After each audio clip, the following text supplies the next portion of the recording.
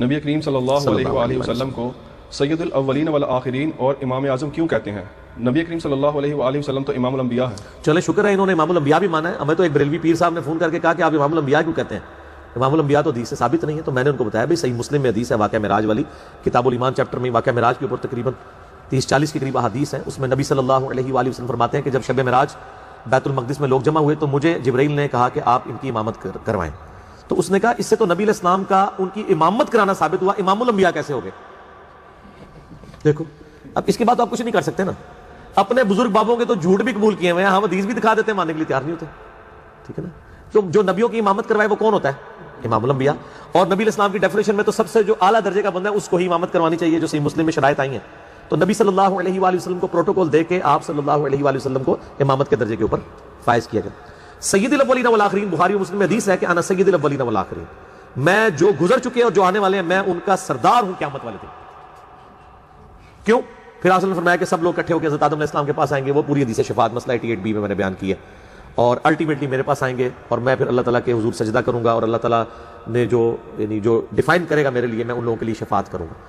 تو جو گزر چکے جو آنے والے ہیں ان کا میں سردار ہوں، یعنی ان کی طرف سے قائد بن کے اللہ کے حضور پیش ہوں گا۔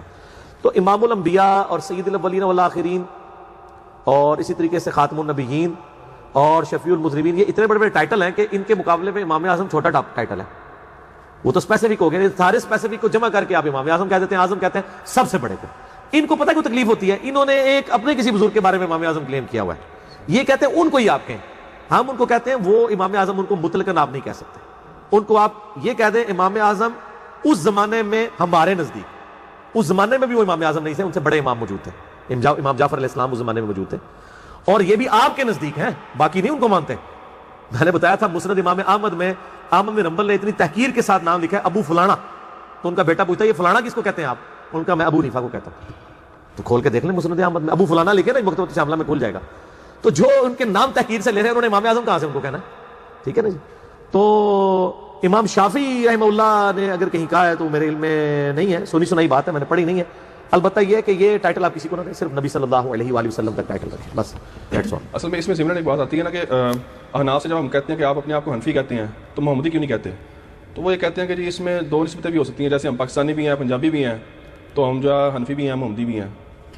آئے سب کے جمع، آئے سب کے جمع، یہ جواب میں ہی تو دیا گا، اللہ تو بندے ہو، پنجابی ہو یا بلوچی ہو یا سندھی ہو یا پشتون ہو،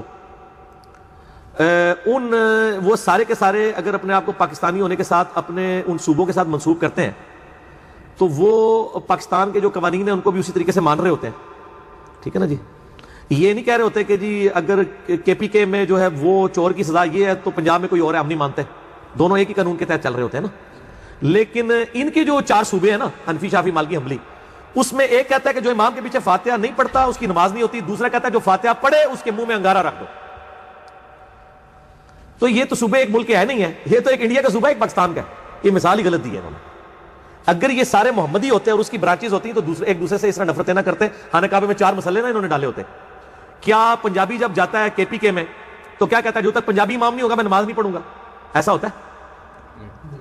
تو یہ پھر مثالیں کو دیتے ہیں، انہوں نے تو کعبے میں 4 مسئلے ڈالے ہیں اپنے، اللہ میرا تو کلپ بھی چڑھا ہوا ہے جو خانہ کعبے میں 4 مسئلے والا، اس کی باقاعدہ تصویر لگا کے پورا میں نے بتایا کہ 1925 تک کہاں کہاں پہ یہ 4 مسئلے موجود تھے۔ اگر یہ سمجھتے کہ چاروں ہی ماشاءاللہ پاکستانی تھے یا چاروں ہی محمدی تھے تو 4 مسئلے کیوں ڈالے ہوئے؟ کیا یہ ہوتا تھا کہ حضرت ابوبکر صدیق نماز پڑھائیں تو حضرت عمر عثمان و علی نہ ان کے پیچھے پڑھیں، یا حضرت عمر پڑھا رہے ہیں تو باقی 3 نہ پڑھیں؟ ایسا تو نہیں ہوتا تھا۔ یہ مثالیں غلط دیتے ہیں اور یہ کہتے ہیں نا جی وہ سب کچھ اس میں کور ہو جاتا ہے، تو آڈے کہنے نال نہیں کور ہو جانا، کوڑ نہ مارو جھوٹ نہ بولو، ٹھیک ہے نا۔ یہ سب کچھ پردہ ڈالنے کے لیے یہ باتیں کر رہے ہیں، بالکل ایسا نہیں ہے۔ اور محمدی ہم اس لیے کہتے ہیں، ہم تو کہتے ہیں محمدی سے بھی آپ اوپر جائیں، مسلم کہتے ہیں آپ کو۔ نبی علیہ السلام کو قرآن حکیم میں یہی حکم ہوا ہے انا اول المسلمین، اور قرآن حکیم میں ہوا سماکم المسلمین من قبل وفی ھذا، اس قرآن کے نزول سے پہلے ابراہیم علیہ السلام نے تمہارا نام مسلم رکھا تھا اور اس کتاب میں بھی اللہ نے تمہارا نام مسلم رکھا ہے۔ ہم کہتے ہیں آپ اس سے بھی اوپر آئیں، مسلم کہیں، اللہ کے سامنے سر تسلیم خم کرنے والا۔ اور کلمے میں چونکہ لا الہ الا اللہ محمد رسول اللہ صلی اللہ علیہ وآلہ وسلم، تو دوسرے نمبر پہ اگر کوئی چیز ہو سکتی ہے تو محمدی ہو سکتی ہے۔ اگر ان کے کلموں میں کہیں ان کے بزرگوں کے نام آتے ہیں تو ضرور ڈالیں، ہم کہتے ہیں اس سے امت کے ڈویژن میں اضافہ ہوا ہے۔ اگر یہ کہتے ہیں فروع اختلافات ہیں تو ایک دوسرے کے پیچھے نمازیں کیوں نہیں تھے یہ پڑھتے؟ ابو فلانا کہہ کے کوئی ایک دوسرے کو بلاتے تھے، ٹھیک ہے۔ اور نہ میری زبان کھلاؤ، بہت کچھ ہے، انہوں نے پردے رکھے ہیں، یہ اسی طریقے سے ہے وہ جیسے ہمارے سیاسی لیڈرز ٹی وی کے اوپر آ کے بڑی پازیٹیو باتیں ہو رہی ہوتی ہیں. اسٹارٹ ہی جب مخالف کا کرتے میں ان کا بڑا دل سے احترام کرتا ہوں, لیکن تو پتا ہے دلی کنی بڑی گالا کٹ رہا ہوتا ہے. یہی خوشی ہے. یہ سارے پردے نا فاش نہ کراؤ, جتنے کر دیتے اتنی بہت ہے. دین کتابوں میں ہے یا شخصیات میں؟ اگر کتابوں میں ہے تو کتابیں کون سی ہیں, اور کیا ہم بالکل ہی شخصیات کے منکر ہو جائیں؟ نہیں, شخصیات کے منکر نہ ہو آپ. جن شخصیات کی کتابیں ہیں نا ان کے منکر نہ ہو. کتابیں لکھی ہیں صحیح بخاری صحیح مسلم, امام بخاری امام مسلم نے. آپ نے اپنے مولویوں کی کتابیں لوگوں کے ہاتھوں میں پکڑا دی ہوئی ہیں. اللہ تو بندو ایک ٹکٹ ہی 2 مزے نہ لو, ٹھیک ہے نا. شو آپ کس کو کر رہے ہیں؟ ہاتھی کے دانت آپ نے کچھ اور رکھے ہوئے ہیں اور اندر والے دانت کچھ اور ہیں. تو ان اماموں کو تو ہم مانتے ہیں, ہم ان کے ناموں کے ساتھ رحمہ اللہ کہتے ہیں. ہم کتابوں میں ہی دین ہے, اور ان اماموں نے بھی کتابوں کی طرف ہی ہمیں, یعنی امام بخاری کو اپنی پکچر تو نہیں دے گئے ہیں, کوئی سیلفی بنا کے تو نہیں چھوڑ گئے. انہوں نے ایک کتاب امت کے حوالے کی ہے کہ یہ میری محنت ہے میری زندگی کی. آج بھی ہم بخاری شریف جب پڑھتے ہیں تو ہم سمجھتے ہیں امام بخاری سے ہی پڑھ رہے ہوتے ہیں کہ انہوں نے اتنی محنت کر کے جو حدیثیں جمع کی تھی.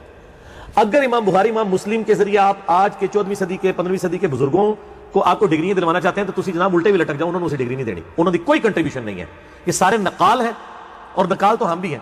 یہ کون سا بخاری مسلم کی حدیثوں کی ہر حدیث کی سند نبی علیہ السلام تک لے کے جا رہے ہوتے ہیں؟ وہ ایک استاد کی سند بیان کر دیتے ہیں تو اس سے سارا کچھ حل ہو جائے گا؟ اس طرح تو نہیں ہوتا. ان محدثین نے اپنی ایک حدیث کی سند نبی علیہ السلام تک پہنچائی ہے. یہ کتابیں میرا یوٹیوب پہ آپ کلپ کھول لیں, سنی احادیث کی 6 کتابیں, 6 ڈیزن میں لکھیں سنی بکس, تو کلپ کھل جائے گا, اس کی انٹرنیشنل نمبرنگ سب کچھ کھل جائے گا. تو میں نے بتائی ہیں کون سی ہیں قرآن پاک کے بعد کون سی مین اسٹریم کی کتابیں. بخاری مسلم ابو داؤد ترمذی نسائی ابن ماجہ مسند امام احمد الموطا امام مالک, یہ ساری کتابیں الحمدللہ